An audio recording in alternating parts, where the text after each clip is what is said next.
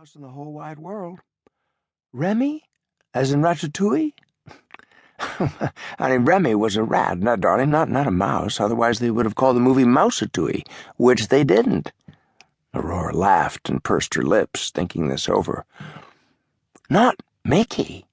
Yup, Mickey Mouse himself. Mickey Mouse, the real Mickey Mouse, lives in that palace with Cinderella? Inside? Correct. And we're going there, to that exact palace tomorrow. We are. Oh, Daddy, I want to hug you.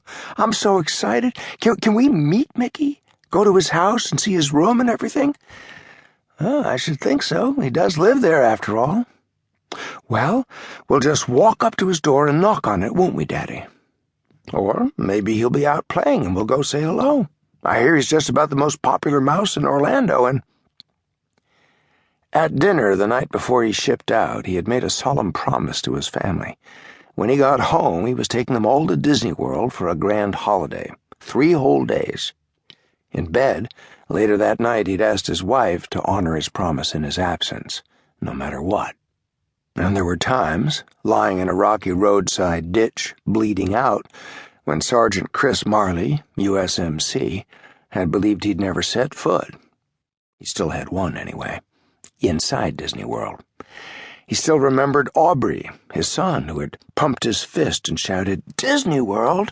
Space Mountain, bring it on!" "Daddy, wake up! You fell asleep reading." Aurora, her eyes gleaming, looked up at him and said one word freighted with reverence. "Mickey."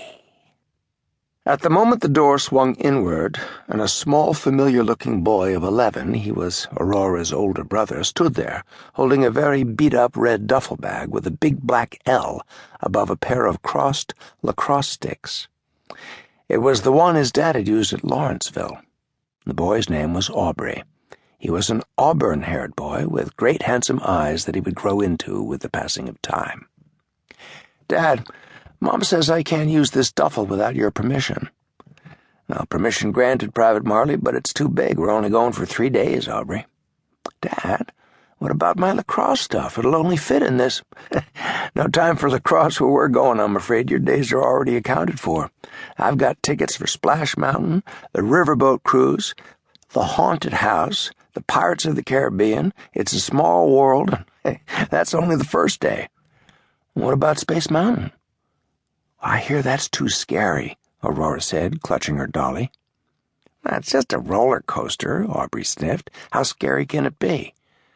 "Well, all I know is my best friend forever, Tabitha Longley, went, and she said it's all in the dark and you can't see anything. She hated it. She even threw up. Gross." Aubrey laughed.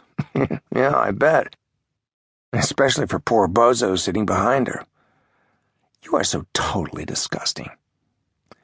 Christopher closed the picture book and leaned forward in his chair. "Aubrey, why don't you go pack, buddy? It's late, and we're getting up very early.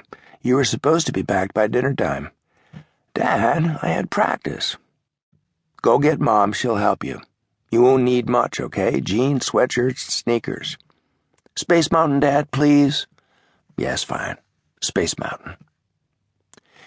It was lunchtime when the Marleys checked into the Great Wilderness Lodge, the hotel Christopher and Marjorie had chosen because of its resemblance to the place where they'd honeymooned, the Yellowstone Lodge in Yellowstone Park.